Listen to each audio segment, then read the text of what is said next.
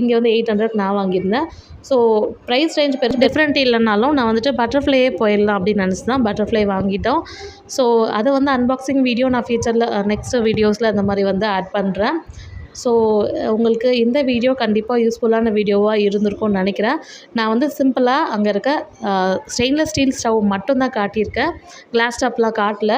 So நான் வந்து காட்டி நிறைய பேரை வாங்க வைக்க வேணாம்னு நினைக்கிறேன். எனக்குமே கிளாஸ் டாப் இப்போ இருக்க பிரச்சனை இல்லை, இருந்தாலுமே இதுக்கப்புறம் பிரச்சனை வேண்டாம். நிறைய வீடியோஸில் பார்த்துருக்கோம், நிறைய வெடிக்குது, அந்த மாதிரி ஹீட் நிறைய ஆகக்கூடாதுன்னு சொல்லிட்டு. என்னோடய கிளாஸ் ஸ்டவ் பார்த்திங்கன்னா கொஞ்சம் குட்டி ஸ்டவ் தான்.